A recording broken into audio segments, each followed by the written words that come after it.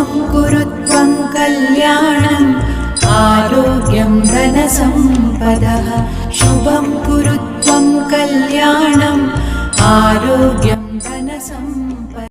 ગણદેવી તાલુકાના અનાવિલ મંડળ દ્વારા શિક્ષણ ક્ષેત્રે ઉત્કૃષ્ટ દેખાવ કરનાર વિદ્યાર્થીઓ માટે એકવાર વિશેષ સન્માન સમારંભનું આયોજન કરવામાં આવ્યું હતું।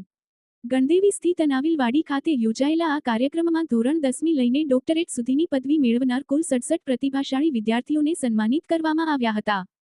સમાજના યુવાધનને શિક્ષણ ક્ષેત્રે વધુ પ્રોત્સાહન મળે તેવા ઉમદા હેતુ સાથે આ કાર્યક્રમ યોજાયો હતો, જેમાં સફળ થયેલા તમામ 67 વિદ્યાર્થીઓને મહાનુભાવોના હસ્તે મેડલ અને સર્ટિફિકેટ આપી નવાજવામાં આવ્યા હતા। આ પ્રસંગે નવસારી કૃષિ યુનિવર્સિટીના નિવૃત્ત આચાર્ય રાજેન્દ્રભાઈ નાયક ખાસ ઉપસ્થિત રહ્યા હતા અને વિદ્યાર્થીઓને ઉજ્જવળ કારકિર્દી માટે ઉપયોગી માર્ગદર્શન આપ્યું હતું।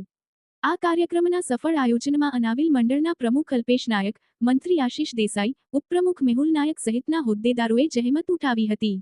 આ સન્માન સમારંભમાં મોટી સંખ્યામાં વાલીઓ અને જ્ઞાતિજનો ઉપસ્થિત રહ્યા હતા અને તેજસ્વી તારલાઓની આ સિદ્ધિને વધાવી લીધી હતી।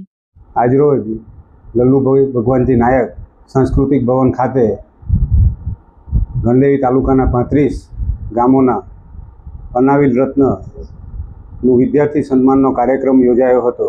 આજના કાર્યક્રમમાં સંસ્થા દ્વારા 67 વિદ્યાર્થીઓનું અભિવાદન કરવામાં આવ્યું હતું અને 25 જેટલા વિદ્યાર્થીઓને આર્થિક સહાય તેમજ અમલસાડ, ગણદેવી, ધમરાછા, ગંગોર અને એવા જે વિવિધ ગામો છે એ ગામોના વિદ્યાર્થીઓએ પોતાના પ્રતિભાવો રજૂ કર્યા હતા।